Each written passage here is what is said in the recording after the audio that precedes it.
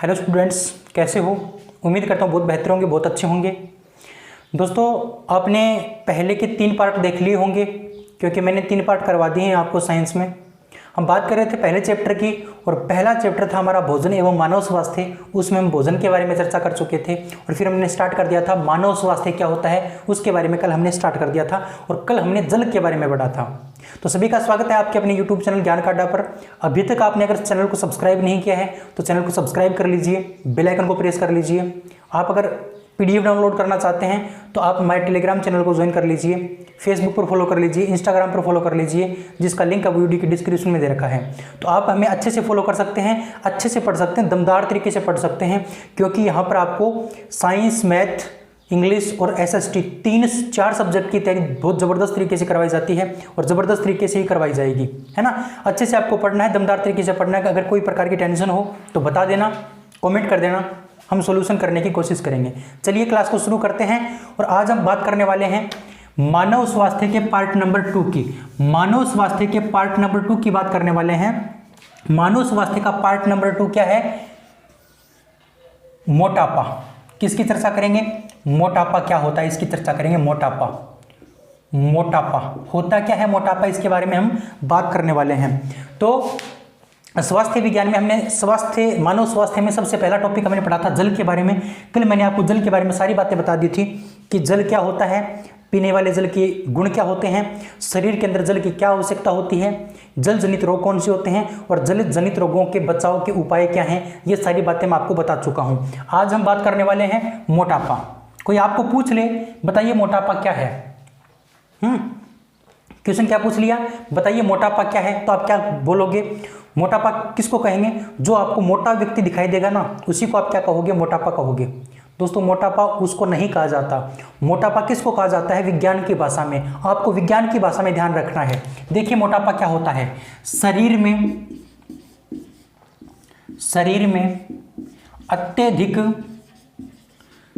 में अत्यधिक वसा का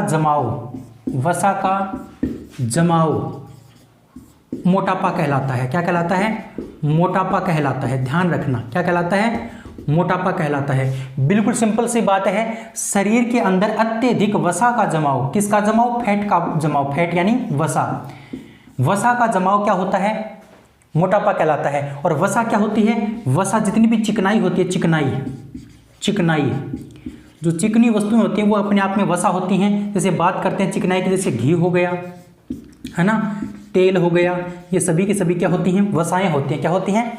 वसाएं होती हैं। तो हमारे शरीर के अंदर अत्यधिक वसा का जमाव होना क्या कहलाता है? मोटापा कहलाता है। क्या कहलाता है? मोटापा कहलाता है ना। बिल्कुल सिंपल सी बात थी। शरीर के अंदर अत्यधिक वसा का जमाव मोटापा कहलाता है। अब क्वेश्चन ये पूछता है कि आप किस व्यक्ति को मोटा कहोगे? आप किस व्यक्ति को मोटा कहोगे? ये भी इंपॉर्टेंट बात है। आप मेरे को मोटा नहीं कह सकते, आप किसी को मोटा नहीं कह सकते जब तक आपको एक बात ध्यान नहीं पड़े। जब आपको एक बात का पता लग जाए तब आप किसी भी व्यक्ति को मोटा या पतला कह सकते हो। तो उसके अंदर क्या डिपेंड करता है कि आप किसी को मोटा कहो, आप किसी को पतला कहो। तो इसके लिए आपको क्या करना पड़ेगा? यदि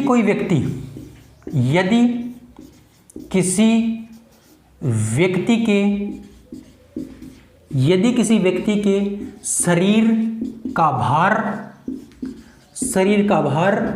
व लंबाई के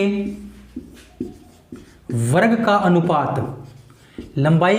का अनुपात 30 किलोग्राम प्रति मीटर स्क्वायर से अधिक है तो उस व्यक्ति को हम क्या कहते हैं? तो उस व्यक्ति को हम मोटा कहते हैं। क्या बोलते हैं? तो उस व्यक्ति को मोटापे से ग्रसित मानते हैं। किससे ग्रसित मानते हैं? मोटापे से ग्रसित मानते हैं। मोटापे से ग्रसित मानते हैं। अब देखो, हम किस व्यक्ति को मोटा कहेंगे? जिस व्यक्ति के शरीर के भार और उसकी लंबाई के वर्ग का अनुपात अगर 30 किलोग्राम मीटर प्रति स्क्वायर से अधिक आ गया तो उस व्यक्ति को हम क्या कहेंगे? मोटा कहेंगे। मान लो ये कोई व्यक्ति है ना, ये मान लो कोई व्यक्ति है, इस व्यक्ति के शरीर का भार शरीर का भार अनुपात को हम बटा में लिख सकते हैं, शरीर का भार बटे लंबाई का वर्ग। लंबाई का वर्ग, वर्ग का मतलब क्या होता है? स्क्वायर। क्या होता है? स्क्वायर होता है। तो अगर किसी व्यक्ति के शरीर का भार और लंबाई के वर्ग का अनुपात अगर कितने से अधिक आ जाए, 30 किलोग्राम प्रति मीटर स्क्वायर से अधिक आ जाए, 30 किलोग्राम मीटर प्रति स्क्वायर से अधिक आ जाए, तो इस व्यक्ति को हम क्या कहते हैं? उस व्यक्ति को मोटापा से ग्रसित मानते हैं, उस व्यक्ति को मोटा कहते हैं। क्या कहते हैं? मोटा कहते हैं। ध्यान रखना, मैंने क्या बताया आपको? मान लो ये कोई व्यक्ति था और इस व्यक्ति के शरीर का भार और इसकी लंबाई के वर्ग का अनुपात 30 किलोग्राम से अधिक आ गया, तो इस व्यक्ति को हम क्या बोल देंगे? इस व्यक्ति को हम बोल देंगे मोटा व्यक्ति। क्या बोल देंगे? इसको हम मोटा व्यक्ति बोल देंगे। क्या बोल देंगे? मोटा व्यक्ति बोल देंगे। तो इतनी बात आपको ध्यान रखनी है। मैंने आपको क्या बताया? सबसे पहले मैंने आपको बात बताई कि मोटापा होता क्या है। मोटापा किसे कहते हैं? शरीर में अत्यधिक वसा, वसा मतलब चिकनाई, चिकनाई का जमाव होना क्या कहलाता है? मोटापा कहलाता है। अब हम किस व्यक्ति को मोटापा से ग्रसित मानेंगे? यदि किसी व्यक्ति के शरीर का भार और उसकी लंबाई के वर्ग का अनुपात अगर 30 किलोग्राम मीटर प्रति स्क्वायर से अधिक है, तो उस व्यक्ति को हम क्या मानते हैं? मोटापे से ग्रसित मानते हैं, अन्यथा वो व्यक्ति मोटापे से ग्रसित नहीं है। मान लो ये कोई व्यक्ति था, इस व्यक्ति के शरीर का भार और इसकी लंबाई के वर्ग का अनुपात कितना आ गया? 30 किलोग्राम मीटर प्रति स्क्वायर से अधिक आ गया, तो इस व्यक्ति को हम क्या बोल देंगे? मोटा बोल देंगे। अब दोस्तों ये जो मान है ना, ये जो मान है, इस मान को क्या कहा जाता है? इस मान को कहा जाता है BMI। क्या कहा जाता है? BMI। क्या कहा जाता है? BMI। BMI का मतलब body mass index. Body mass index. Body mass index. Body mass index. इस बॉडी मास इंडेक्स को हिंदी में क्या कहा जाता है? इसको हिंदी में कहा जाता है शरीर भार सूचकांक। क्या कहा जाता है? शरीर भार सूचकांक। शरीर भार सूचकांक क्या कहा जाता है? शरीर भार सूचकांक कहा जाता है। तो क्वेश्चन आपसे यह भी पूछा जा सकता है कि BMI क्या है? BMI क्या है? तो आप क्या लिखोगे कि यदि किसी व्यक्ति के शरीर का भार और उसकी लंबाई के वर्ग का अनुपात अगर 30 किलोग्राम मीटर प्रति स्क्वायर से अधिक है, तो उस व्यक्ति को हम क्या बोलते हैं? उस मान को हम क्या बोलते हैं? उस मान को बोलते हैं BMI। क्या बोलते हैं? BMI बोलते हैं। क्या बोलते हैं? BMI बोलते हैं, या फिर उसको हम क्या बोलते हैं? बॉडी मास इंडेक्स बोलते हैं, या फिर उसे हम शरीर भार सूचकांक बोलते हैं। क्या बोलते हैं? शरीर भार सूचकांक बोलते हैं। आई ना बात समझ में? तो क्वेश्चन आपसे पूछा जा सकता है कि शरीर भार सूचकांक किसे कहा जाता है? तो आप क्या लिखोगे कि यदि किसी व्यक्ति के शरीर का भार और उसकी लंबाई का अनुपात 30 किलोग्राम प्रति मीटर स्क्वायर से अधिक आता है, तो उस व्यक्ति को हम क्या बोलते हैं? मोटापे से ग्रसित मानते हैं। और इस 30 किलोग्राम प्रति मीटर स्क्वायर के मान को ही क्या कहा जाता है? बॉडी मास इंडेक्स कहा जाता है। क्या कहा जाता है? बॉडी मास इंडेक्स कहा जाता है। या फिर इस BMI की परिभाषा आप इस प्रकार से लिख सकते हो। इस BMI की परिभाषा मैं आपको लिख के बता देता हूं, फिर आपको याद हो जाएगी अच्छे से। BMI की परिभाषा आपसे पूछी जा सकती है। BMI क्या है? आपसे BMI की फुल फॉर्म भी पूछी जा सकती है, क्योंकि ये क्वेश्चन 2018 में पूछा गया था मेरे प्यारे दोस्तों। इसलिए मैं आपको बताना चाहूँगा कि BMI की आपको फुल फॉर्म भी ध्यान रखनी है और BMI की हिंदी में भी फुल फॉर्म ध्यान रखनी है। देखिए हम बात कर रहे हैं BMI की। BMI की फुल फॉर्म क्या है? Body mass index. क्या नाम है? Body mass index. ध्यान रखना, बॉडी मास इंडेक्स। बॉडी का मतलब शरीर, मास का मतलब भार, और इंडेक्स का मतलब सूचकांक, सूची, सूचकांक है ना, सूचकांक। तो ये BMI की फुल फॉर्म है। अब आपसे BMI की परिभाषा पूछी जा सकती है। इसकी परिभाषा क्या है वो आपको ध्यान रखनी है। इसकी परिभाषा क्या है मेरे प्यारे दोस्तों? इसकी परिभाषा है कि वह मान जो शरीर के भार में लंबाई के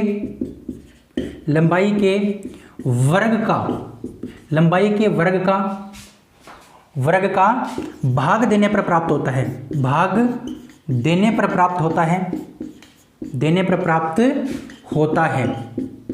होता है, उसे हम क्या बोलते हैं? उसे हम BMI कहते हैं। क्या कहते हैं? BMI कहते हैं। मैंने क्या बताया है मेरे प्यारे छोटे अधिकारियों? मैंने ये बताया है कि परिभाषा इसकी क्या है कि वह मान जो शरीर के भार में लंबाई के वर्ग का भाग देने पर प्राप्त होता है। यानी शरीर के भार में हम किसका भाग देंगे, लंबाई के वर्ग का भाग देंगे। किसका भाग देंगे, लंबाई के वर्ग का भाग देंगे। और जो मान हमें प्राप्त होगा उस मान को हम क्या बोलते हैं, BMI बोलते हैं। क्या बोलते हैं, उस मान को हम BMI बोलते हैं। उम्मीद करता हूँ ये बात आपको समझ में आ गई होगी। अगर ये बात आपको समझ में आई है तो वीडियो को अभी लाइक कर दीजिए, देरी नहीं करनी है। और लाइक कैसे करना है, साइड में आपको इस प्रकार से अंगूठे का चिन्ह दिखाई दे रहा होगा, एक तो ऊपर और एक नीचे। नीचे का मतलब तो अनलाइक होता है, ऊपर का मतलब लाइक होता है। तो ऊपर वाले अंगूठे के चिन्ह को आप दबा दीजिए, फिर हमें इंटरेस्ट आएगा पढ़ने में, है ना। तो ये बात आपको समझ में आ गई होगी। तो अभी मैंने आपको 2 बातें बताई हैं। पहली बात आपसे पूछी जा सकती है कि मोटापा क्या है, तो आप क्या बोलोगे, शरीर के अंदर अत्यधिक वसा का जमाव क्या कहलाता है, मोटापा कहलाता है। फिर क्वेश्चन आपसे पूछा जा सकता है कि आप किस व्यक्ति को मोटा कहोगे, तो आप क्या लिखोगे कि यदि किसी व्यक्ति के शरीर का भार और उसकी लंबाई के वर्ग का अनुपात अगर 30 किलोग्राम मीटर प्रति स्क्वायर से अधिक है तो उस व्यक्ति को हम क्या बोलते हैं, मोटा बोलते हैं, या फिर उसको मोटापे से ग्रसित मानते हैं। फिर आपसे क्वेश्चन पूछा जा सकता है कि BMI क्या है। तो पहली बात तो BMI की full form body mass index या फिर शरीर भार सूचकांक। परिभाषा आपको अगर पूछे तो आप क्या लिखोगे कि वह मान जो शरीर के भार में लंबाई के वर्ग का भाग देने पर प्राप्त होता है, उस मान को हम क्या बोलते हैं, उस मान को बोलते हैं BMI। क्या बोलते हैं, BMI बोलते हैं। तो ये बात आपको समझ में आ गई होगी। चलिए आगे बढ़ते हैं नेक्स्ट। अब नेक्स्ट जो टॉपिक है आपकी बुक के अंदर वो इंपॉर्टेंट है और यहाँ से क्वेश्चन पूछे जाने की भी संभावना बहुत ज़्यादा है। और टॉपिक का क्या नाम है, प्रमुख BMI मान। प्रमुख BMI मान कौन कौन से होते हैं, इसके बारे में चर्चा करते हैं। वैसे ये जो टॉपिक है ना, ये मैं अभी करवाने जा रहा हूं, ये मोटापे का ही टॉपिक है क्योंकि BMI मोटापे में ही आता है। तो हम क्या पढ़ने वाले हैं, प्रमुख BMI मान। प्रमुख BMI मान। अब प्रमुख BMI मान कौन कौन से, यानी शरीर भार सूचकांक के मान कौन कौन से, वो हमें पढ़ने हैं। सबसे पहला 1 नंबर। 1 नंबर अगर बात करें, अगर 1 नंबर हम बात करें तो एक तो होता है कम वजन वाला व्यक्ति, एक होता है अधिक वजन वाला व्यक्ति। आपको पता ही है, एक कम वजन वाला व्यक्ति होता है, एक क्या होता है, अधिक वजन वाला व्यक्ति होता है, एक क्या होता है, मोटा होता है ना मोटा। एक मोटा होता है, एक क्या होता है, सामान्य वजन वाला होता है। तो इसकी चर्चा करते हैं। देखिए बात करते हैं सबसे पहले कम वजन की। सबसे पहले किसकी बात करते हैं, कम वजन की बात करते हैं। हम कम वजन वाला व्यक्ति हम किसको कहेंगे, आप मेरे को कम वजन वाला कह सकते हो, नहीं कह सकते। जब तक आपको एक बात पता न चले तब तक आप किसी को मोटा नहीं कह सकते, किसी को आप पतला नहीं कह सकते, किसी को आप सामान्य वजन वाला नहीं कह सकते। आप कुछ नहीं कह सकते, देख के नहीं बता सकते, देख के आप नहीं बता सकते। उसका क्या करना पड़ेगा, आपको BMI मान निकालना पड़ेगा। और BMI मान निकालने के बाद ही आप क्या कहोगे कि ये मोटा है, ये पतला है। तो अगर हम कम वजन वाले व्यक्ति की बात करें तो कम वजन वाले व्यक्ति का BMI मान कितना होता है, इसका BMI मान होता है 18.5 किलोग्राम प्रति मीटर स्क्वायर से कम होता है। जिस व्यक्ति के शरीर का BMI मान 18.5 किलोग्राम मीटर प्रति स्क्वायर से कम होगा, उस व्यक्ति को हम क्या कहेंगे, उस व्यक्ति को हम कम वजन वाला व्यक्ति कहेंगे। उस व्यक्ति को हम क्या कहेंगे, कम वजन वाला व्यक्ति कहेंगे। क्या कहेंगे, कम वजन वाला व्यक्ति कहेंगे। आई ना बात आपको समझ में। अब बात आती है सामान्य वजन की। किसकी बात आती है, सामान्य वजन की। सामान्य वजन वाला व्यक्ति हम किसको कहेंगे, सामान्य वजन की अगर बात करें मेरे प्यारे बच्चों, तो सामान्य वजन वाला व्यक्ति हम किसको कहते हैं कि जिस व्यक्ति के शरीर का BMI मान 18 किलोग्राम प्रति मीटर स्क्वायर से 25 किलोग्राम प्रति मीटर स्क्वायर के बीच हो, उस व्यक्ति को हम क्या कहेंगे, उस व्यक्ति को हम सामान्य वजन वाला व्यक्ति कहेंगे। क्या कहेंगे, सामान्य वजन वाला व्यक्ति कहेंगे रे सांबा। क्या कहेंगे, सामान्य वजन वाला व्यक्ति।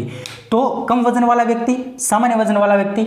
कम वजन वाला व्यक्ति कौन होता है, जिसका BMI मान 18.5 से कम होता है। जिसका BMI मान 18.5 से 25 के बीच होता है उसको हम बोलते हैं सामान्य वजन वाला व्यक्ति। क्या बोलते हैं, सामान्य वजन वाला व्यक्ति बोलते हैं बाबू, ध्यान रखना है आपको।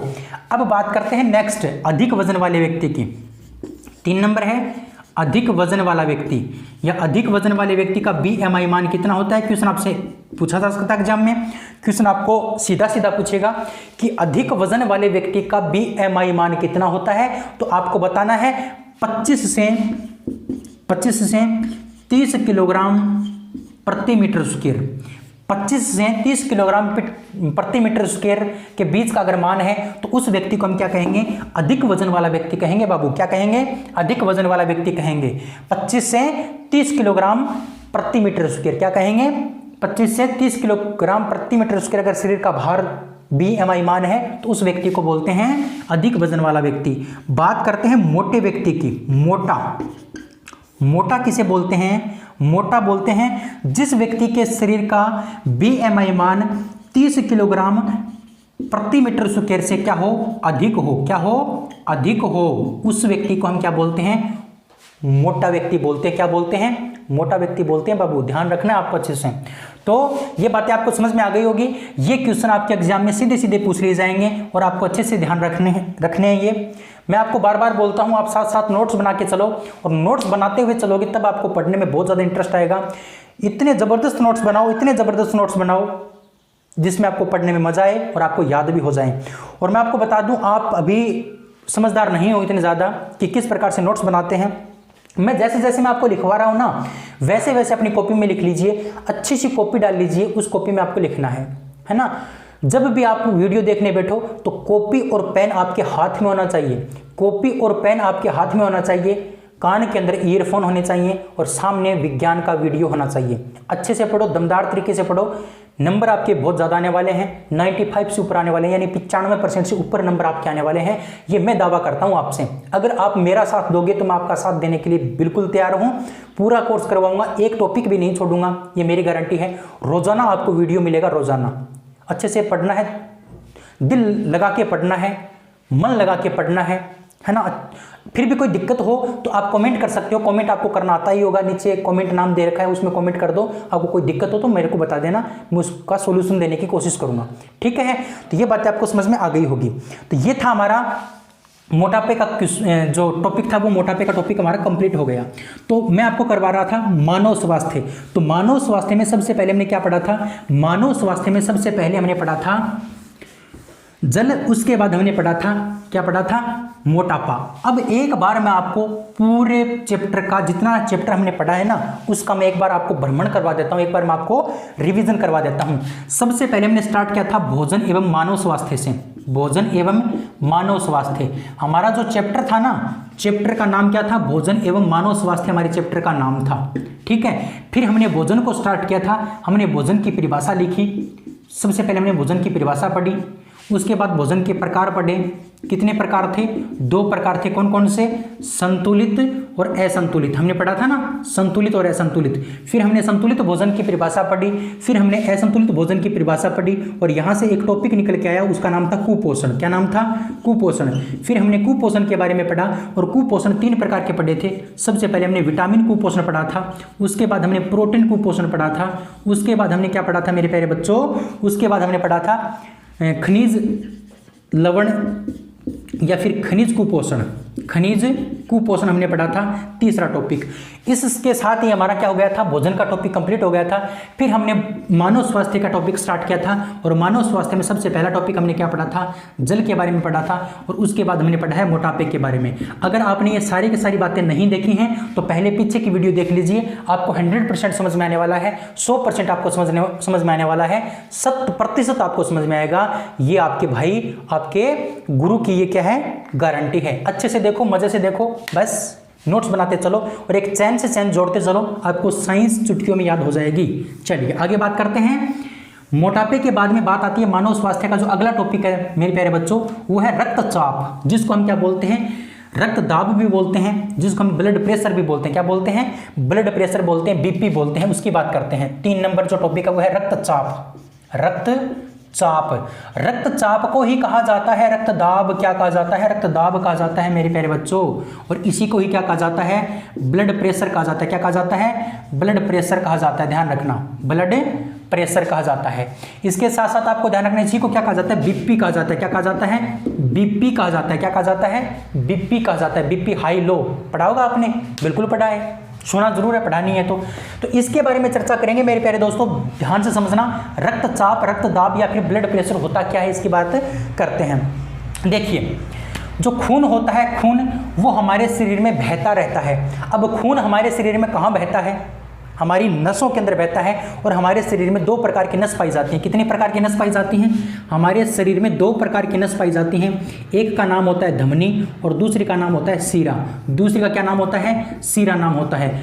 आपको जो ऊपर दिखाई दे रही है ना, ये वाली नसें दिखाई दे रही हैं, ये सीरा दिखाई दे रही हैं आपको। कौन सी हैं ये सीराएं हैं। और इसके अंदर पाई जाती है, हमारे शरीर के अंदर पाई जाती है, उसको बोलते हैं धमनी। और उसी के अंदर क्या बहता है? हमारा खून बहता है। क्या बहता है? हमारा खून बहता है। क्या बहता है? खून बहता है।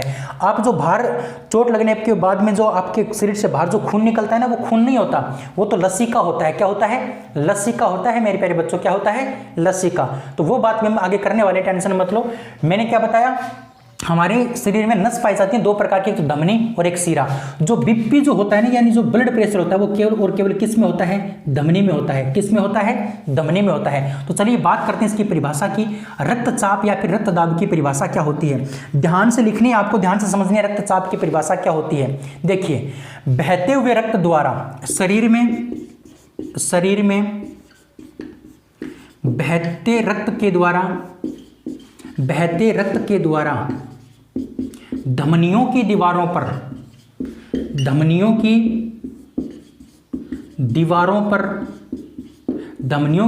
पर डाला गया दाब। क्या डाला गया दाब रक्तदाब या फिर रक्तचाप कहलाता है। क्या कहलाता है? रक्तदाब या फिर रक्तचाप कहलाता है। क्या कहलाता है भाई? रक्तदाब या फिर रक्तचाप कहलाता है। याद हो गई होगी ये बात। बिल्कुल सिंपल सी बात है, समझो भाई, ध्यान से समझो। इधर देखो, इधर उधर मत देखो, सामने देखना है बिल्कुल। हाँ, मैंने क्या बताया कि शरीर में बहते हुए रक्त के द्वारा धमनियों की दीवारों पर डाला गया दाब। मान लो ये हमारा हाथ है, मान लो क्या है ये, मान लो हमारा हाथ है, मान लो हाथ है ये इस प्रकार से, ये हमारी अंगुलियां हो गई। मानने में कुछ नहीं जाता, मानने में अपने आप को आप प्रधानमंत्री नरेंद्र मोदी भी मान सकते हो, वो आपकी इच्छा है, आप मान सकते हो, मानने में कुछ नहीं जाता, है ना। तो ये मान लो हमारा हाथ है और इस हाथ के अंदर 2 प्रकार की नस पाई जाती है। एक तो ये नस हो गई और एक हो गई मेरे प्यारे बच्चों ये नस। इसमें से एक का नाम है सीरा और एक का नाम है धमनी। एक का क्या नाम है? धमनी। एक का नाम सीरा, एक का नाम धमनी। और मैंने बताया था कि जो ब्लड प्रेशर लगता है, जो रक्तदाब लगता है, वो किसके अंदर लगता है? केवल और केवल धमनी में लगता है। इसीलिए मैंने यहाँ पर धमनियों की बात बताई है। किसकी बात बताई है? धमनियों की बात बताई है। तो मैंने क्या बताया है कि शरीर में बहते हुए रक्त के द्वारा धमनियों की दीवारों पर, ये धमनी की दीवार है, ये क्या है? धमनी की दीवार है। इसकी दीवार के ऊपर क्या लगाया जाता है? दबाव लगाया जाता है। किसके द्वारा? इस रक्त के द्वारा, इस खून के द्वारा। और उसी दाब को हम क्या बोलते हैं? उसी दाब को बोलते हैं मेरे प्यारे बच्चों रक्तदाब या फिर रक्तचाप कहते हैं। क्या कहते हैं? रक्तदाब या फिर रक्तचाप कहते हैं। क्या कहते हैं? रक्तदाब या फिर रक्तचाप। तो ये बातें आपको समझ में आई होंगी। अगर ये बात आपको समझ में आई है तो वीडियो को लाइक कर दीजिए। आई है बात समझ में? बताओ, सभी के सभी बताओ, आई है कि नहीं आई? चलिए आ गई, बहुत अच्छी बात है। आगे बढ़ते हैं नेक्स्ट। अब बात करते हैं कि जो रक्तदाब होता है, जो रक्तचाप होता है, इसको किसके द्वारा मापा जाता है? इसका मापन किसके द्वारा किया जाता है? भाई इसको हम मापते कैसे हैं, है ना। डॉक्टर क्या बोलता है कि तेरी तो बीपी हाई हो गई, तेरी तो बीपी लो हो गई, बोलते हैं ना। वो किसके द्वारा मापते हैं? एक उपकरण होता है, और उपकरण आपने सभी ने देखा। उपकरण किस प्रकार से लगता है? वो यहाँ पर लगाया जाता है और उसके साइड में किस प्रकार से दबाने का होता है ना। और उसकी एक घड़ी से लगी होती है जिसके ऊपर 0 से लेकर 120 तक क्या लिखे होते हैं? मान लिखे होते हैं। क्या लिखे होते हैं? मान लिखे होते हैं। और उस उपकरण को कहा जाता है, उस उपकरण का क्या नाम है? रक्तचाप मापी। क्या नाम है? रक्तचाप मापी। रक्तचाप मापी। और इसी रक्तचाप मापी का वैज्ञानिक नाम क्या है? इसी का विज्ञान की भाषा में क्या नाम है? वो आपको ध्यान रखना है। विज्ञान की भाषा में इसका नाम है स्फैग्मोमेनोमीटर। क्या नाम है? स्फैग्मोमेनोमीटर। क्या नाम है? स्फैग्मोमेनोमीटर। क्या बात है, बहुत सुंदर नाम है। एक बार नाम लेके देखो सभी के सभी। क्या नाम है? स्फैग्मोमेनोमीटर। सुंदर नाम है ना, स्फैग्मोमेनोमीटर। मेरे साथ साथ बोल लिया करो, वरना तो याद नहीं होगा आपको। बोल के देखो, स्फैग्मोमेनोमीटर। बोलो, स्फैग्मोमेनोमीटर। याद हो गया होगा। स्फैग्मोमेनोमीटर क्या होता है? रक्तदाब को मापने वाला उपकरण होता है, जो हमारे हाथ में लगाया जाता है। और डॉक्टर उसको एक साइड से इस प्रकार से क्या करता है? मतलब दबाता है, और उसमें एक घड़ी लगी होती है, उस घड़ी में एक सुई लगी होती है, वो सुई हमारा रक्त दाब बताती है, हमारी ब्लड प्रेशर बताती है, हमारी बीपी बताती है कि आपकी बीपी इतनी है, बताती है ना। तो उसको ही बोलते हैं स्फाइग्मोमैनोमीटर। क्या बोलते हैं? स्फाइग्मोमैनोमीटर बोलते हैं। अब क्वेश्चन आपसे यह भी पूछा जा सकता है कि एक स्वस्थ व्यक्ति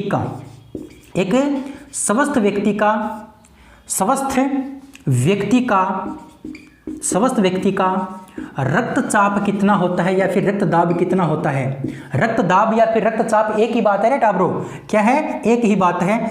स्वस्थ व्यक्ति का रक्तदाब या फिर रक्तचाप कितना होता है? 120 mm से लेके 80 mm, 120/80 mmHg। Hg क्यों लगाते हैं दोस्तों? Hg पारे के लिए लगाते हैं, क्योंकि दाब को कौन बताता है? पारा ही बताता है। कौन बताता है? पारा ही बताता है, इसलिए Hg लगाते हैं। तो ध्यान रखना, एक स्वस्थ व्यक्ति का जो रक्त दाब होता है वो कितना होता है? 120/80 mm। 120/80 mm एक स्वस्थ व्यक्ति का क्या होता है? रक्तदाब या फिर रक्तचाप होता है। क्या होता है? रक्तचाप होता है। याद आपको हो गया होगा, इतनी शानदार तरीके से मैंने आपको बता दिया, इतनी शानदार तरीके से मैंने आपको नोट्स लिखवा दिए, आपने शानदार तरीके से लिख लिए, तो शानदार तरीके से ही आपको याद हो गया होगा। चलिए मिटा देता हूं मैं इस बात को, मैं मिटा देता हूं। मेरे को ये लग रहा है कि बहुत से बच्चों के दिमाग से ये मिट गया शायद, लेकिन मिटाना नहीं है। बोर्ड से मैंने मिटा दिया, लेकिन आपके दिमाग से मैं नहीं मिटा सकता। अगर आप अपने दिमाग में इस बात को एडजस्ट कर लेते हो तो कोई माई का लाल नहीं है इस दुनिया में जो आपकी दिमाग की बात आपके मिटा सके, है ना। आपने जो पढ़ लिया, आपके पास जो ज्ञान है उसको कोई नहीं छीन सकता, उसको कोई नहीं प्राप्त कर सकता। हर चीज का बंटवारा हो सकता है, लेकिन इस ज्ञान का बंटवारा नहीं होता है मेरे प्यारे बच्चों। इसलिए मैं आपको कहना चाहूंगा कि जितना ज्ञान आपको मिले वो ले लो, कहीं से मिले ले लो, है ना। चलिए अब बात करते हैं रक्तदाब के प्रकार। रक्तदाब कितने प्रकार का होता है वो हम चर्चा कर लेते हैं। रक्तदाब के प्रकार कितने होते हैं? रक्तदाब 2 प्रकार का होता है। कितने प्रकार का होता है रक्तदाब? 2 प्रकार का। कितने प्रकार का? 2 प्रकार का। पहला प्रकार है, उसको बोलते हैं प्रकुंचन रक्तदाब। प्रकुंचन रक्तदाब या फिर रक्तचाप एक ही बात है, मैं बार बार बोलता हूं, रक्तदाब या फिर रक्तचाप एक ही बात होती है। दूसरा जो प्रकार है उसको बोलते हैं अनुशिथिलन रक्तदाब। क्या बोलते हैं? अनुशिथिलन रक्तदाब। क्या बोलते हैं? अनुशिथिलन रक्तदाब। क्या बोलते हैं टाब्रो? अनुशिथिलन रक्तदाब बोलते हैं। तो ये बातें आपको बात समझ में आ रही होंगी सभी के सभी, है ना। इतनी शानदार तरीके से मैं आपको बता रहा हूं कि जो रक्तदाब होता है वो कितने प्रकार का होता है? 2 प्रकार का होता है। कौन कौन सा होता है? पहला है प्रकुंचन रक्तदाब और दूसरा है अनुशिथिलन रक्तदाब। दूसरा कौन सा है? अनुशिथिलन रक्तदाब। अब चर्चा करते हैं, हम बात करते हैं किसकी? प्रकुंचन रक्तदाब की। प्रकुंचन रक्तदाब क्या होता है इसके बारे में चर्चा कर लेते हैं। चलिए बात करते हैं प्रकुंचन रक्तदाब की। सबसे पहले परिभाषा क्या होती है, इसकी परिभाषा क्या है, जो आपको लिखनी है अच्छे से और याद भी करनी है। प्रकुंचन रक्तदाब होता क्या है? अगर आपको प्रकुंचन रक्तदाब याद हो गया तो अनुशिथिलन रक्तदाब अपने आप याद हो जाएगा, ये मेरी गारंटी है। समझो पहले, देखो नीले संकुंचन के समय, अब ये है क्या मैं आपको सभी को बता दूंगा, एक एक बात बता दूंगा, समझ लो पहले। नीले संकुंचन के समय, नीले संकुंचन के समय, नीले संकुंचन के समय धमनियों की दीवारों पर, नीले संकुंचन के समय धमनियों की दीवारों पर, धमनियों की दीवारों पर लगने वाला दाब, लगने वाला दाब, लगने वाला दाब क्या कहलाता है? प्रकुंचन रक्तदाब कहलाता है। क्या कहलाता है? प्रकुंचन रक्तदाब कहलाता है। बिल्कुल सिंपल सी बात है ना, बहुत सिंपल बात है।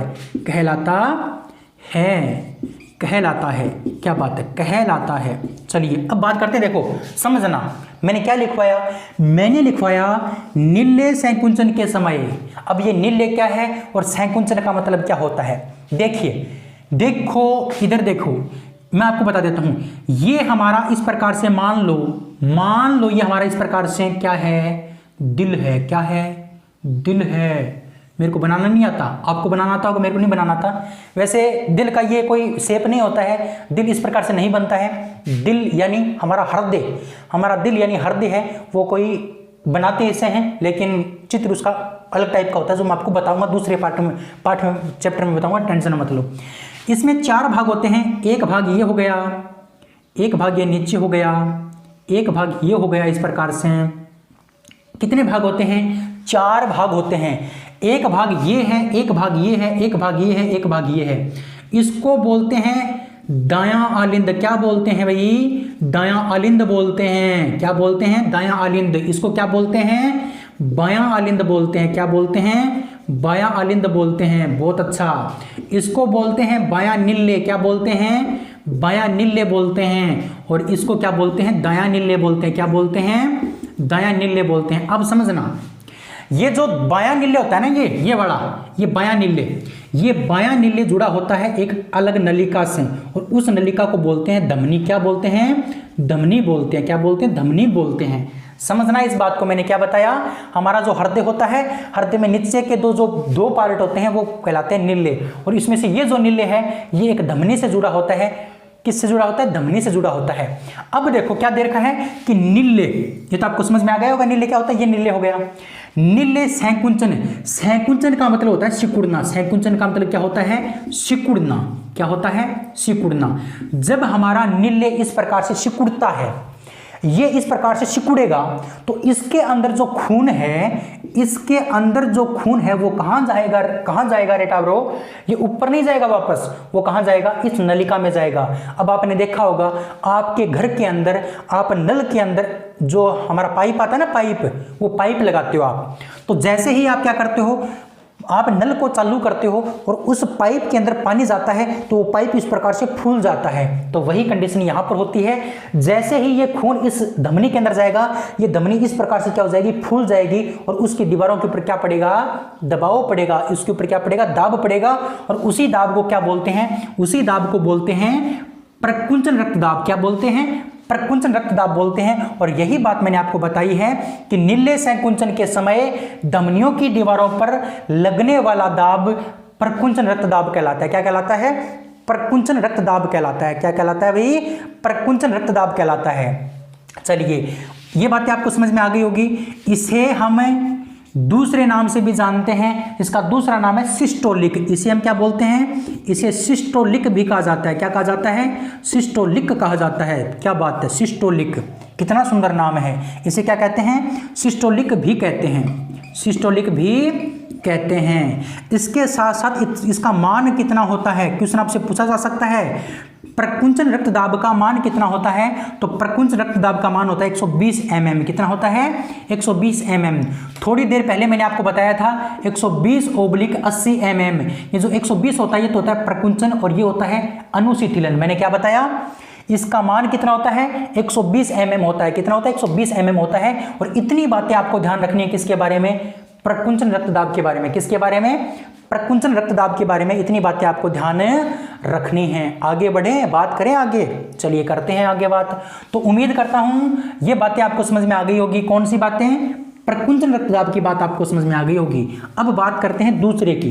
दूसरा कौन सा है भाई? दूसरा है अनुशीतलन रक्तदाब। कौन सा? अनुशीतलन। दूसरे का क्या नाम है? अनुशीतलन। देखो समझो, दूसरा हमारा है अनुशीतलन। अनुशीतलन रक्तदाब। इसकी परिभाषा समझो क्या है। देखो सिंपल सी परिभाषा है भाई। परिभाषा बिल्कुल सिंपल है। परिभाषा है क्या? क्या लिखोगे आप ये लिखोगे कि निल्ले शिथिलन के समय, वहां पर मैंने आपको क्या बताया था? पहले वाले में मैंने आपको बताया था संकुंचन, निल्ले संकुंचन के समय, और यहां पर मैं आपको बता रहा हूं निल्ले शिथिलन के समय। निल्ले शिथिलन के समय, निल्ले शिथिलन के समय धमनियों की दीवारों पर, धमनियों की दीवारों पर, धमनियों की दीवारों पर लगने वाला दाब, लगने वाला दाब अनुशीतलन रक्तदाब कहलाता है। क्या कहलाता है? अनुशीतलन रक्तदाब कहलाता है। रक्तदाब कहलाता है, कहलाता है। समझो इस बात को। देखो अभी अभी मैंने बताया था कि इसके अंदर ये खून है। अब ये नीले क्या करता है, इस प्रकार से सिकुड़ता है। ये इस प्रकार से सिकुड़ेगा तो ये खून कहाँ जाएगा, इस धमनी में जाएगा और इस धमनी के ऊपर दबाव लगेगा, उस दबाव को बोलते हैं प्रकुंचन रक्तदाब। बता दिया था मैंने। अब क्या होता है, ये सारा का सारा खून इसके अंदर चला गया और ये बिल्कुल खाली हो गया और ये इस प्रकार से पिचक गया था। अब ये वापस क्या करेगा, इस प्रकार से खुलेगा, इस प्रकार से खुलेगा तो ये वापस खुलेगा ना, तो इसके अंदर हवा वापस आएगी, इसके अंदर से हवा वापस आएगी तो ये धमनी वापस से इस प्रकार से क्या हो जाती है, सिकुड़ जाती है। जब ये सिकुड़ता है तब ये फूल जाती है और जब ये फूलता है ये सिकुड़ जाती है। ये सिकुड़ता है, ये फूल जाती है, ये फूलता है, ये सिकुड़ जाती है। तो दोनों तरफ से ही क्या लगता है, दबाव लगता है और उस दबाव को अलग अलग नाम दिया गया है। जब ये इस प्रकार से सिकुड़ेगी, किसके फैलने से, इस नीले के फैलने से धमनी सिकुड़ती है और जब नीले सिकुड़ता है तो धमनी फैलती है। तो जब धमनी सिकुड़ती है, जब नीले फैलता है, नीले में क्या होता है, शिथिलन होता है। शिथिलन का मतलब फैलना। जब नीले के अंदर शिथिलन होगा तो उस समय धमनियों की दीवारों पर जो दबाव लगेगा उस दबाव को बोलते हैं अनुशिथिलन रक्तदाब। और दोस्तों इसे कहा जाता है, इसका दूसरा नाम क्या है, इसे हम डायास्टोलिक भी कहते हैं। क्या बोलते हैं, डायास्टोलिक। क्या कहते हैं, डायास्टोलिक भी कहते हैं। डायास्टोलिक भी कहा जाता है, डायास्टोलिक भी कहा जाता है ना, इसे डायास्टोलिक भी कहते हैं। और इसका मान कितना होता है, अभी मैंने आपको बताया था, इसका मान 80 mm होता है। कितना होता है, 80 mm होता है। बताइए समझ में आया कि नहीं आया। मैंने आपको क्या क्या करवा दिया, मैंने आपको मोटापा करवा दिया, मैंने आपको रक्तदाब करवा दिया। रक्तदाब के 2 पार्ट और बचे हुए हैं, वो मैं आपको करवाने वाला हूं अगली क्लास में। आज की इस क्लास को यहीं पर विराम देते हैं, अगली क्लास में फिर मिलेंगे। तब तक के लिए जय हिंद, जय भारत। अच्छे से पढ़ना, नोट्स बना के पढ़ना, नोट्स को बार बार रिपीट करना। अच्छे बुक में आपको ऐसे नोट्स नहीं मिलते हैं।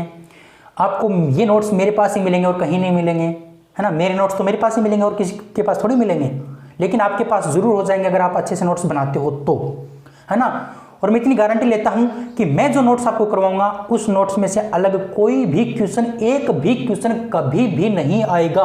ये मेरी गारंटी है। आप बस अच्छे से पढ़ो, ठीक है। Thank you, bye bye, love you. अगले वीडियो में फिर मिलेंगे, तब तक के लिए जय हिंद, जय भारत। वीडियो को लाइक करना, शेयर करना, चैनल को सब्सक्राइब करके बेल आइकन को जरूर प्रेस करना। आप हमें फेसबुक, इंस्टाग्राम और टेलीग्राम पर फॉलो कर सकते हैं, जिसका लिंक आपको वीडियो की डिस्क्रिप्शन में दिया गया है। Thank you, bye bye.